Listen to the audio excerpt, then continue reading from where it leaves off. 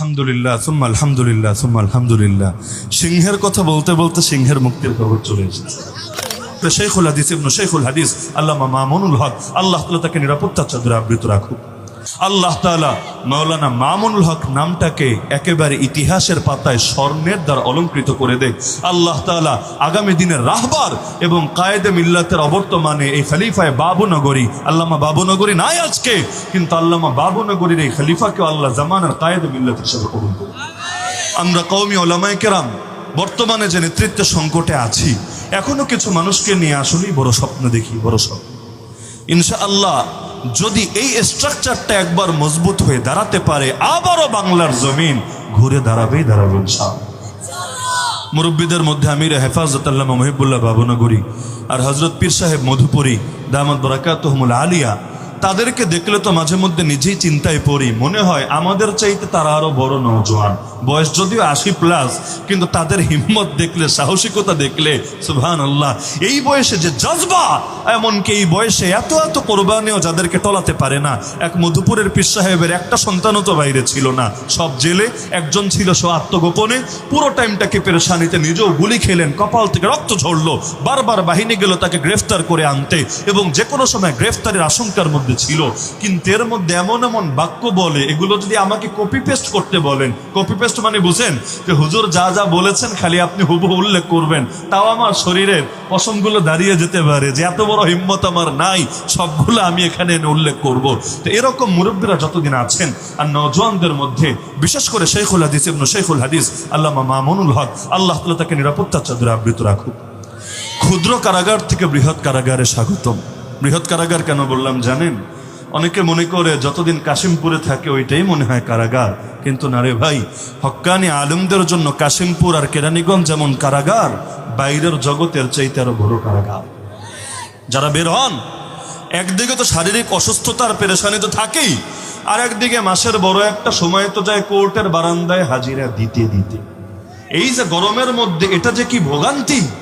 আর দেশের আলেম যাদের সাথে একবার মুসাফাহা করার জন্য হাজার হাজার মানুষ সিরিয়াল ধরে থাকে, ওই মানুষগুলোরা যখন কোর্টের বারান্দায় বসতেও পারে না, ঘন্টার পর ঘন্টা, ঘন্টার পর ঘন্টা পায়চারি করা লাগে, এটা যে কত বড় লাঞ্ছনা, কত বড় বেইজ্জতি, আর কত বড় কষ্টের কারণ, এই পরিণতিতে যে পড়েছে একমাত্র সেই বোঝে। তবে যেহেতু দুনিয়ার বুকে সব নবীরাও মাজলুম ছিলেন, সব নবীদের বিরুদ্ধে দুশমনী হয়েছে, কিন্তু দিন শেষে মাজলুমরাই বিজয়ের হাসি হেসেছে। আমরাও আমাদের বড়দের নিয়ে আশাবাদী, আল্লাহ তাআলা তাদেরকে ওই কাফেলায় কবুল করেছে, এবং যার ঈমান যত বেশি তার উপর মুসিবত আসবে তত বেশি। ধরেন আমরাও তো কারাগারে ছিলাম, তবে 22 রমাদান গ্রেফতার হলাম, 1 রমাদান মুক্ত হলাম, প্রায় 1 বছরের কাছাকাছি।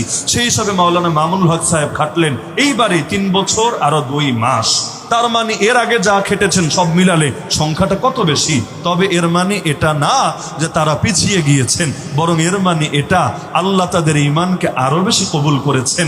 কারণ হাদিসে আছে ইউবতালার রাজুলু বিহাসাবি দীনিহি, প্রত্যেকের দিনদারি আর ঈমান অনুপাতে তার উপর মুসিবতে আসবে। আল্লাহ আমাদের বড়দেরকে ঈমানও দিয়েছেন বেশি, মুসিবতও এসেছে বেশি। পরীক্ষা যখন শেষ হবে, রবের ঘোষণা চলে আসবে, ওয়াজআলনাহুম আইম্মাতান ইয়াহদুনা বিআমরিনা লাম্মা সাবারু ওয়া কানু বিআয়াতিনা ইউকিনুন। বান্দা যখন সবরের পরিচয় দিবে আর প্রচন্ড মুসিবতে পড়েও রবের আয়াতের উপর ঈমান আর ইয়াকিন রাখবে, আল্লাহ তাদেরকে জাতির নেতা বানাবেই বানাবে। টিটকারি মারনেওয়ালারা এখন কই যাবে? 501 বলে বলে যারা টিটকারি মেরেছিল, সাউন্ড গ্রেনেড বলে যারা হুঙ্কার ছুড়েছিল, এতকাল পর্যন্ত বাঘের অনুপস্থিতিতে শিয়ালরা লেজ নাচিয়ে নাচিয়ে যে মাস্তানি করেছিল, আমার আসলে দেখতে খুব মন চাচ্ছে আগামী দিনে তারা কোথায় গিয়ে লুকাবে। আমি কারো অন্তরে আঘাত দিতে চাচ্ছি না, তবে মুমিন আর মুনাফিক পার্থক্য হওয়ার সময়ও চলে এসেছে। উহুদ যুদ্ধে নবী বের হয়েছিলেন 1000 জনকে নিয়ে, মাঝখান থেকে 300 জন কিন্তু নাই হয়ে গিয়েছে। এই 300টা কিন্তু মুনাফিক ছিল চিহ্নিত ভাবে। সুতরাং মানুষ বেশি হতে হবে এটা জরুরি না। 313 জনের সেই বদরের 313, তালুত নবীর সঙ্গে 313-র মতো এই যুগেও যদি হক সাহেবের জবানে, সাখাওয়াত হোসেন রাজি সাহেবের হিম্মতে, মাওলানা হারুন ইজহার সাহেবের মতো উম্মার দরদে, আর আমাদের মুরব্বীদের, এই নেতৃস্থানীয় মুরব্বীদের ছায়াতলে আমি এখনো আশাবাদী এই যাতে শীঘ্রই ঘুরে দাঁড়াবে ইনশাআল্লাহ।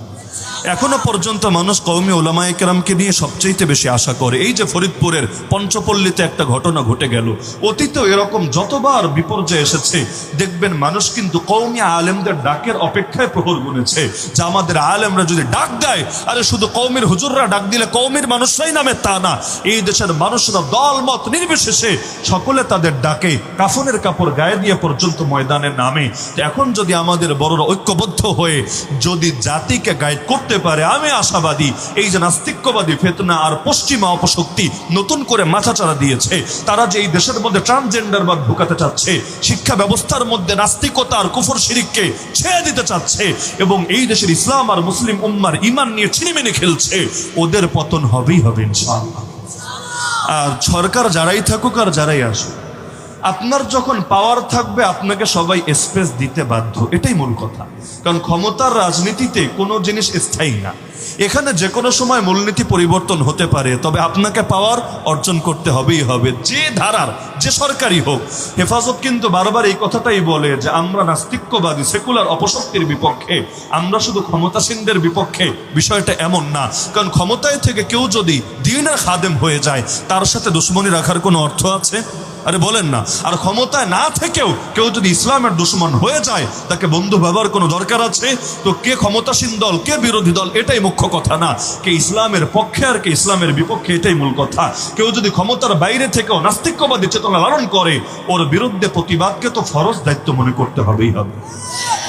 তো আলহামদুলিল্লাহ ব্যক্তিগতভাবে আশাবাদী ইনশাআল্লাহ, যেহেতু বড় জুলুম চলে গিয়েছে এবং আমার অভিজ্ঞতা বা আপনাদেরও হয়তো অভিজ্ঞতা এমন, ব্রিটিশ শাসনের পরে 1947-এ যে দেশ ভাগ হলো, এরপর থেকে সবচাইতে বড় জুলুম আলেমদের উপরে 2021 সালে ঘটে গিয়েছে। ইতিহাসের অংশ তো আমরাও হয়ে আছি, কারণ যে 1300 জনের উপর ট্র্যাজেডি ঘটেছে তার মধ্যে যেহেতু আমরাও একজন, বাকিটা সময় কথা বলবে ইনশাআল্লাহ।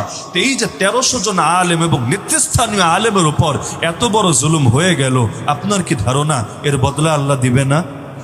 শুধু আখিরাতে দিবে, দুনিয়াতে দিবে না? অবশ্যই দিবে। ইসলাম জিন্দা হোতা হয় হর কারবালা কে বাদ। সুতরাং কারবালা যতবার রচিত হবে, এরপর ইসলামের জাগরণ হবেই হবে ইনশাআল্লাহ। অনেকে আবার টিটকারি মারে, বলে হুজুর কি পেরেছেন আপনারা? যেমন 13 সালে মাইর খেয়েছেন, রক্ত ঝরিয়েছেন, পতন ঘটেছে, আপনারা হেরেছেন। না রে ভাই, যদি এটাকে আপনি হারা বলেন, তাহলে কারবালার ময়দানেও ইমাম হোসাইন হেরেছে, 2 দিন পরেই ফতোয়া আপনি দিতে বাধ্য হবেন। বলবেন কারবালার সাথে এটাকে মিলাচ্ছেন? না, মিলাচ্ছি না। আমি যদি বলি বাংলাদেশের ক্রিকেট টিমের খেলোয়াড়রা টাইগার, এর মানে তাদের ল্যাঞ্জা খুঁজতে হবে প্যান্ট খুলে, বিষয়টা এমন না। কারণ উপমা দিলে উপমা সব দিক থেকে একরকম মিল হয় না। যেহেতু টাইগার বলেছে, হুজুর ল্যাঞ্জা তো থাকবেই, ল্যাঞ্জাটা কই লুকায় রেখেছে খুঁজে তো বের করতে হবেই, ল্যাঞ্জা খোঁজার দরকার নাই। এখানে বিশেষ একটা বিবেচনায় মূল্যায়নটা করা হচ্ছে।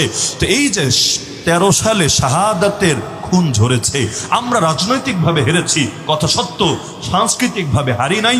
সাংস্কৃতিকভাবে বাংলাদেশে নাস্তিকতার পতন ঘটেছে।